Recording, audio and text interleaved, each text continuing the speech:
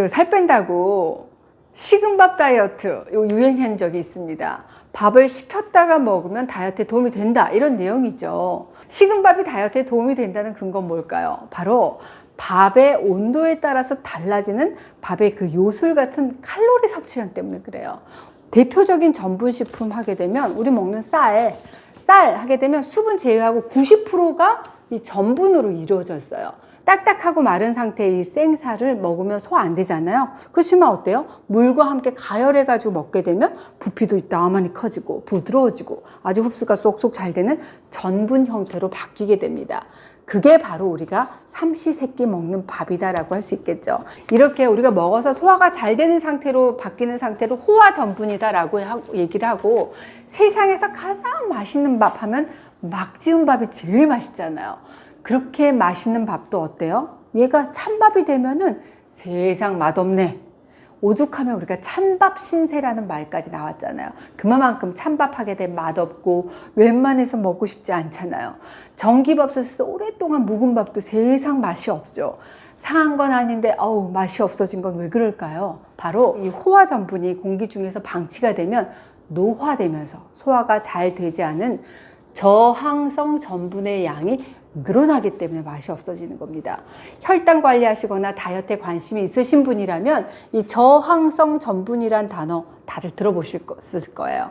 보통 전분 하게 되면 입하고 소장에서 분해가 되면서 포도당이 되지만 이 저항성 전분은 포도당으로 잘게 쪼개지지 않고 우리 장에서 장내 미생물의 먹이가 됩니다. 그러니까 식이섬유하고 비슷한 그런 역할을 하게 되는 거죠. 그래서 이 칼로리에서 차이가 있는데 저기 적어놨어요. 일반 전분 그리고 저항성 전분의 그람당 칼로리를, 일반 전분이 한 4칼로리, 4kcal를 설탕하고 비슷하죠. 4kcal를 저장하지만 저항성 전분은 2kcal를 저장합니다. 그리고 이렇게 한번 노화된 성분은 다시 호화 전분으로 변할 수가 없어요. 묵은 밥을 데우거나 쪄도 갓 지은 밥맛하고 똑같진 않잖아요. 맛없습니다.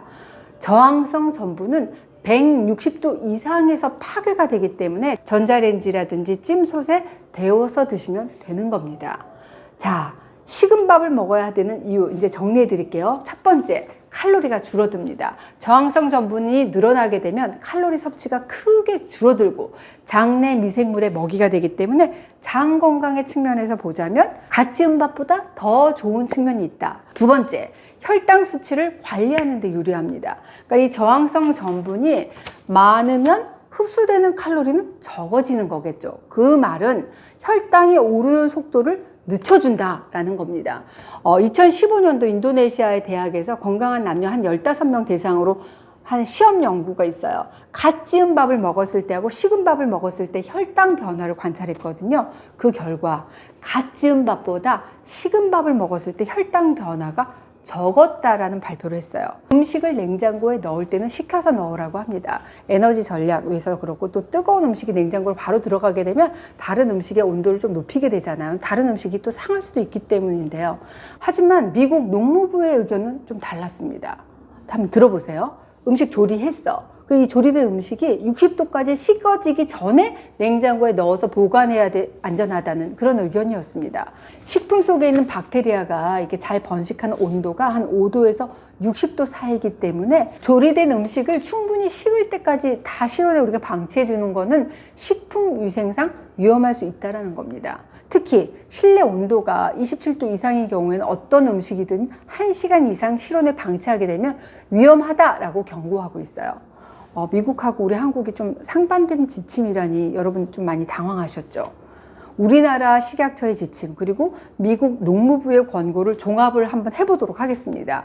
식품의 위생을 위해서는 60도까지 식기 전에 냉장고에 넣되 밀폐 용기에 음식을 넣고 최대한 주변에 음식이 있는 칸을 피해서 넣는다든지 냉동칸에 넣어서 온도 빨리 떨어뜨리고 얘가 얼기 전에 착 꺼내가지고 냉장실로 보관하는 것도 방법이 될 수 있지 않을까 생각해 봤습니다.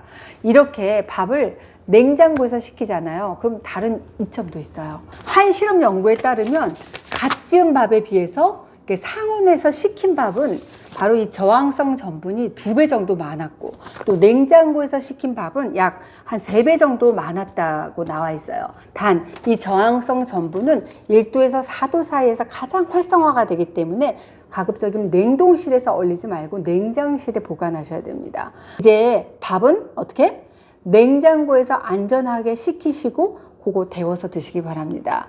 오늘은 밥 건강하게 드시는 방법 알려드렸어요. 첫 번째, 밥은 식혀서 데워 드시라고 말씀드립니다. 대장에 사는 장내 미생물의 먹이가 되는 이 저항성 전분이 늘어나기 때문에 밥으로 섭취하는 칼로리가 절반으로 뚝 떨어지고 여러분들의 혈당을 조절하는 데도 도움이 될 수 있다 말씀드렸습니다. 다음 시간에도 더 건강해질 수 있는 정보 들고 제가 찾아오도록 하겠습니다. 기다려 주세요.